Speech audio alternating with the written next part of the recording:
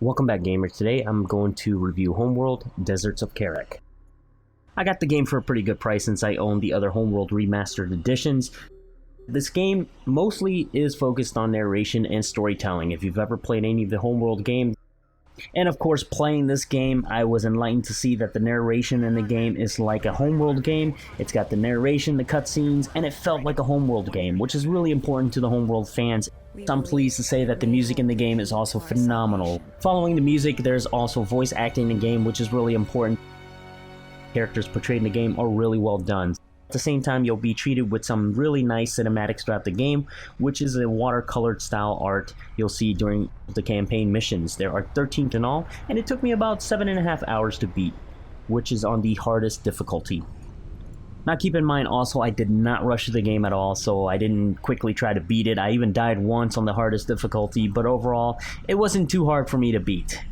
And of course, since this is a prequel to Homeworld, the game takes place on the planet Kharak, which is a dying planet where the desert is spreading, and you'll be controlling a coalition member who is by the name of Rachel Sajet, along with the ship called the Capisi. Rachel is in search of an anomaly which leads him to the desert in the Galzian Empire, and the Galzian wants to stop that. So the Galzian attack the coalition base and also wants to get ahead of them in terms of finding the anomaly first. And for what reasons, I don't want to spoil it too much for you guys. You guys need to play the game to find out more about the story. Now moving on, I'm going to get into the gameplay of the game. The game is an RTS game. The keys are unrebindable, so you cannot bind the key. Now personally, I had no problem with the keys, the way they worked, or default settings, because I'm not left-handed, and also the fact that I've played Homeworld before, but I can see where the problem lies. People who are left-handed are going to have problems, so hopefully they'll come out with a patch to address this. But the fact is, they had a really nice tutorial to help you speed things along and learn how to play the game with the controls, so the tutorial was really well done. Now moving on to the graphics of the game takes place on the planet of Kharak, which is a dying planet. You're going to see a lot of sand spreading throughout, you're going to see cliffs, you're going to see some rocks here and there, you're going to see some tornadoes, maybe a bit of a mission that takes place at night. There's only one mission, and then some takes place at dusk, but overall, all the maps are mostly sandy. I mean, you can't get any more sand than this. It's all sands, dunes, a couple height differences in the sand, a lot of wreckages here and there, and sometimes a facility which you'll see later on in the game. But overall, it's a very sandy game, and if you're going to complain about that, I don't know what kind of sand you're looking for, blue sand, red sand. And of course, sand plays an important strategic role in the game with the height differences. What happens is if you're on the higher sand, you'll do more damage to the people that are below on the lower grounds, and if they're behind a block of sand, you can't really do as much damage to them, or you lose line of sight, etc. So it does play a key role in the game's strategic element.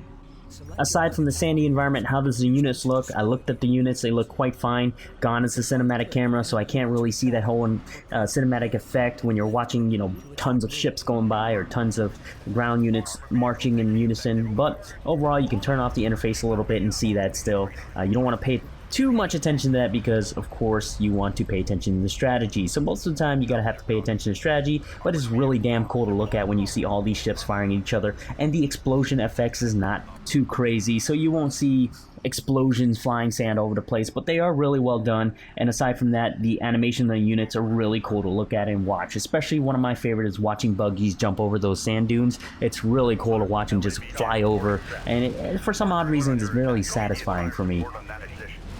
Aside from just the animation of the units, what I really enjoy in the game also is the fact that when you blow up enemy units, you see charred remains of them, and you'll also see black desert where the battle took place. So a battle could have taken place here, and if you look back, you'll see all that debris and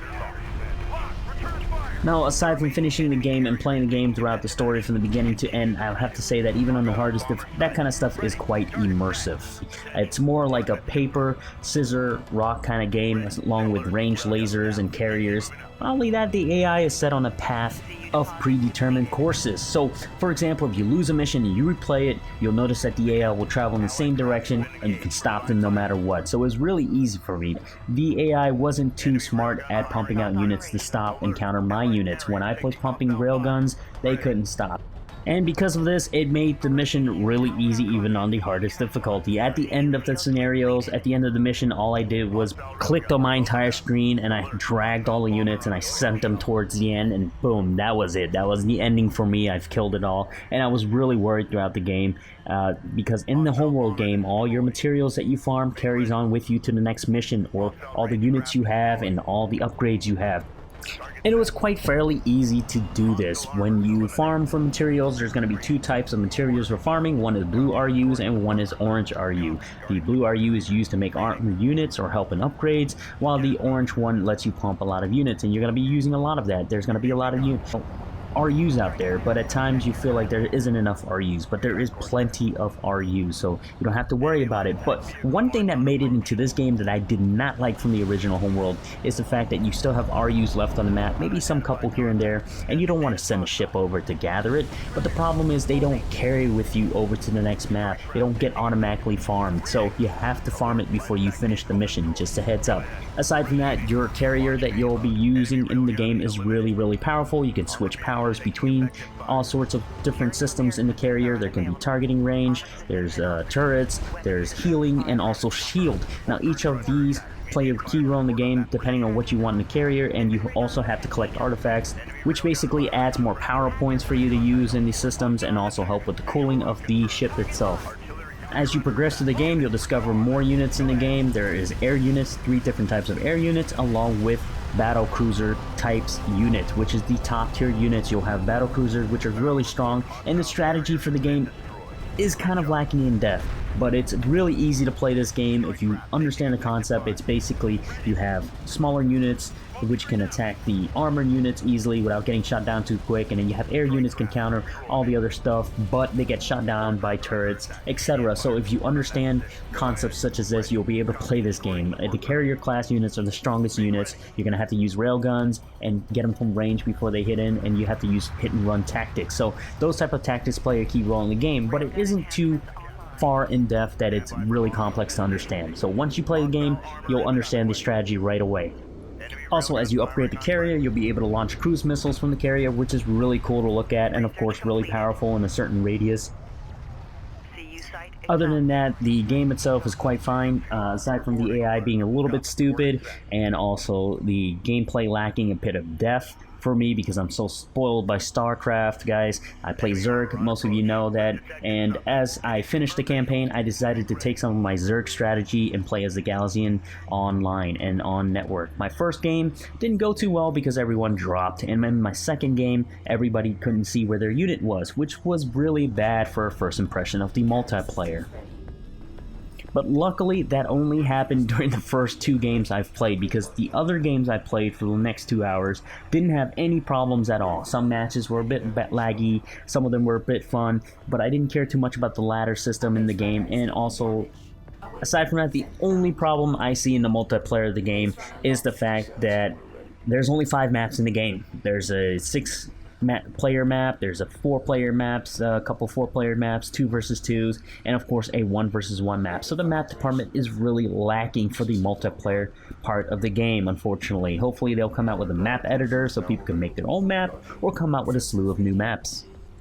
Now, of course, actually getting into games and actually playing the game, when I finally got some games going, it was really fun to play. People were pumping out weird things. I didn't know what to do at first, so I started making tons of small units. I started to play like a Zerg player, and lo and behold, it worked. I went for people mining for their minerals first, made a bunch of skirmishers as a Galzian, and I just sent units after waves and waves of units at enemies, and they didn't even know how to stop me because I hit their resources. It was really cheesy, but overall it worked. And as a Zerg player, I'm glad to see that my universal strategy worked. It almost works in every single game until people start learning how to block it or stop it.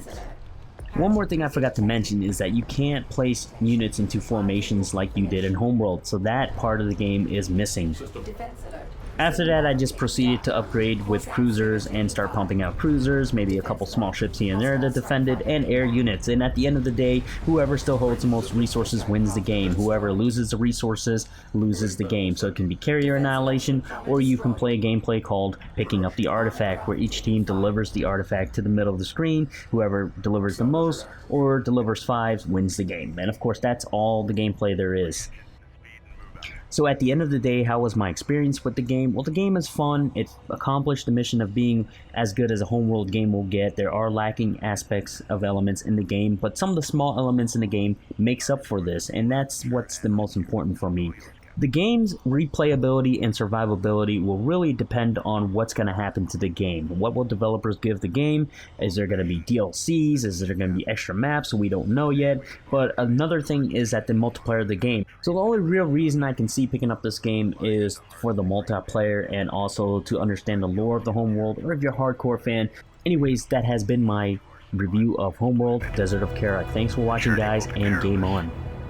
But if successful, we will change the course of history forever, secure our future for generations to come.